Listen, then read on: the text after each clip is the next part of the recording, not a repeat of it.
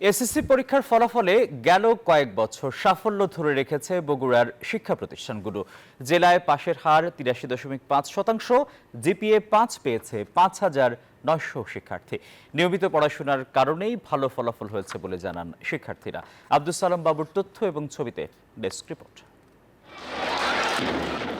বগুড়ার বাংলাদেশ বিমান বাহিনী শাইন কলেজ শিক্ষার্থী স্বর্ণালী আক্তার দৃষ্টি এবারের এইচএসসি পরীক্ষায় ১৩০০ নম্বরের মধ্যে ১২৮৩ পেয়েছেন, যা রাজশাহী শিক্ষা বোর্ডের সেরা এবং সারা দেশে দ্বিতীয় সর্বোচ্চ। একই প্রতিষ্ঠানের শিক্ষার্থী সাদিয়া পেয়েছেন ১২৭৭ নম্বর। বিগত বছরগুলোর ন্যায় এবারও রাজশাহী শিক্ষা বোর্ডে ৮টি জেলার মধ্যে মেধা ও পাশের হারে এগিয়ে বগুড়া। ভালো ফলাফলে খুশি কৃতি শিক্ষার্থীরা। আলহামদুলিল্লাহ, অনেক ভালো হয়েছে আর সবাই খুশি, আমার টিচাররা, বাবা মা সবাই। আমি পুরা বোর্ডে, রাজশাহী বোর্ডে ফার্স্ট হয়েছি আর পুরা দেশের মধ্যে সেকেন্ড পজিশনে আসছি। কনসিস্টেন্সি মেইনটেইন করতে হবে।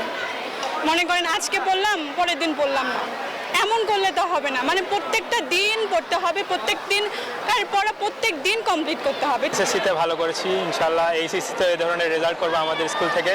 শিক্ষার সুযোগ সুবিধা বৃদ্ধি। বান্ডেল থাকলে প্রতি সেনমানিতে টাকা বাঁচবে। বিকাশ সেনমানি বান্ডেল কিনে জিতুন প্রতি লেনদেনে।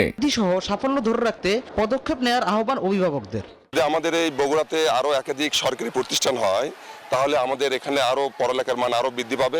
শিক্ষার্থীর প্রতি খুব ভালো যত্ন নেওয়ার প্রয়োজন আছে, তার কারণ একজন শিক্ষক যদি, একজন টিচার যদি ভালো হয়, একজন স্টুডেন্ট যদি ভালো হয়, তাহলে এবং শিক্ষার গুণগত মান তত ভালো হবে।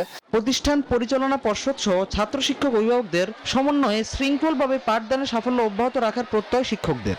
অভিভাবকদের সাথে আমরা মিটিং করে বা তাদের সাথে মত বিনিময় সভা করে কীভাবে একজন ছাত্র ভালো ফলাফল করতে পারে এবং একজন দুর্বল ছাত্র কীভাবে ভালোভাবে পাস করতে পারে সেই ব্যবস্থা আমরা গ্রহণ করি। আমাদের প্রতিষ্ঠানের মূল মন্ত্র শিক্ষা, সংযম, শৃঙ্খলা।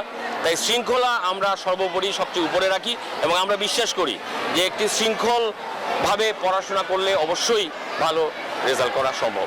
রাজশাহী বোর্ডে বরাবরই শীর্ষস্থান ধরে রেখেছে বগুড়ার শিক্ষা প্রতিষ্ঠানগুলো। আগামীতে এই ধারা অব্যাহত থাকবে বলে প্রত্যাশা অভিভাবক ও শিক্ষক শিক্ষার্থীদের।